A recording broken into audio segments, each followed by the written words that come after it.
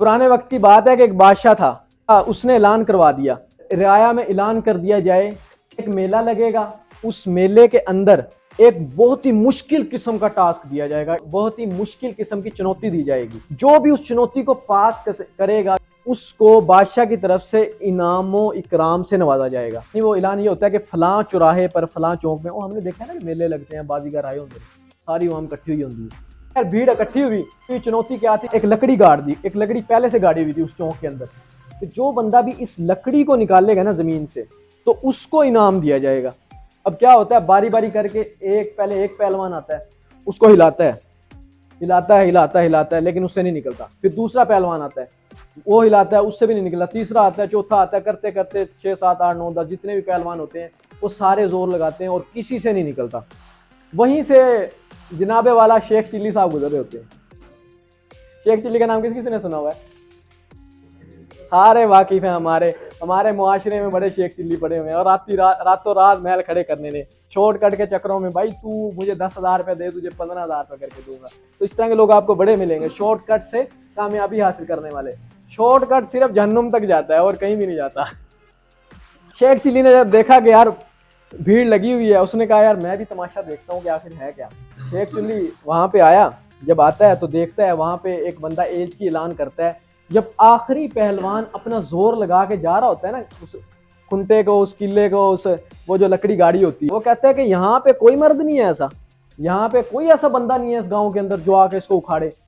हर बंदा देख चुका होता है कौन आगे आता है, इतने बड़े बड़े पहलवान नहीं निकाल सके, हर बंदा कोई भी नहीं आता। वहाँ शेख चिल्ली जिसने सुना ही नहीं होता इसके बारे में, जिसको पता ही नहीं होता, ऐलान ही नहीं सुना होता उसने, बेचारा सिंगल पसली होता है, उसको आया था गुस्सा। सिंगल पसली लोगों को गुस्सा बड़ा आता है। जब गुस्सा आता है तो वो जाता है, कहता मैं निकालूंगा। वो जाता है और वो उसको हल्का सा धक्का देता है और वो गिर जाता है।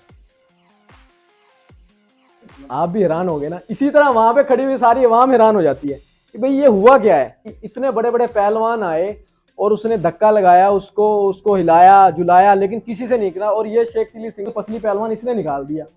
अब हुआ क्या, एक पॉइंट तो यहाँ पे ये आता है कि वो जो सारे के सारे पहलवान थे वो अपना अपना जोर लगा के जा चुके थे, उस पर वर्क हो चुका था। अब वो जो सिंगल पसली पहलवान था वो आया, उसने हाथ लगाया, क्योंकि वो किनारे आ चुका था, वो जो खूंटा था वो लकड़ी थी। अब उसने जैसे ही हाथ लगाया वो गिर गया। अवाम की नजरों में जैसे आप हैरान हो गए, अवाम हैरान भी, ये हुआ क्या है, अभी उसको उठा दिया, भाई ये तो बड़ी यार कमाल की चीज हुई है। अब दूसरा पॉइंट क्या आता है, दूसरा पॉइंट ये आता है कि उन सब लोगों ने ये बात सुनी हुई थी कि ये बहुत मुश्किल काम है, लेकिन वो जो शेख चिल्ली था उसने ये बात नहीं सुनी थी, क्योंकि वो बाहर से आया था, वो सिर्फ मजमे को देख के वहां पे था उसके जहन में ये बात थी नहीं कि ये मुश्किल है। जब आप अपने जहन में कोई भी काम मुश्किल तस्वर कर लेते हैं ना, तो आप हिम्मत हार जाते हैं।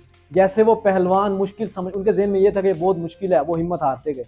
लेकिन शेख चिल्ली सिंगल पसली था, उसने जाके जोर लगाया और वो निकल गया। बेशक वो किस्मत थी।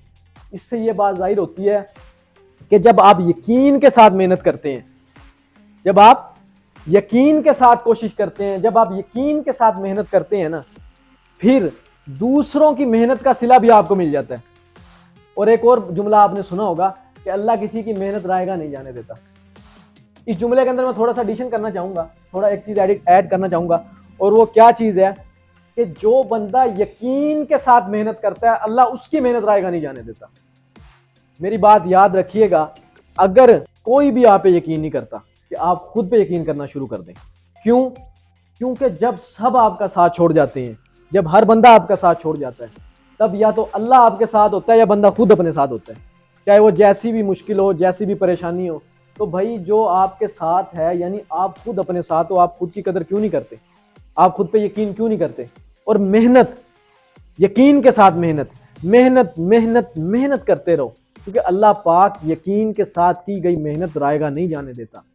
बड़ा मकसद रखो, मकसद बड़ा रखो, क्योंकि इंसान बड़ा नहीं होता, उसका एम, उसका विजन बड़ा होता है, उसका मकसद बड़ा होता है, जो बाद में उस इंसान को बड़ा बना देता है। और उस मकसद को हासिल करने के लिए रोज नया सीखते रहो, अपनी गलतियों से सीखो, अपनी हार से सीखो। और मैं ये कहता हूं कि हार नाम की कोई चीज होती नहीं है, या तो आप जीत जाते हैं या फिर सीख जाते हैं, और जब आप सीख जाते हैं ना, तब आप जीत जाते हैं।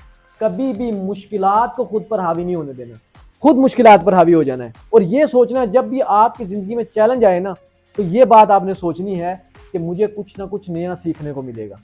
जो चीज़ आपको मुश्किल लगती है, जब आप उसको कर लेते हैं, आपने पहली की, आपने दूसरी की, तीसरी की, चौथी की, पांचवी की, ऐसे करते करते मैट्रिक कर ली, क्या आपको आसान लगा था?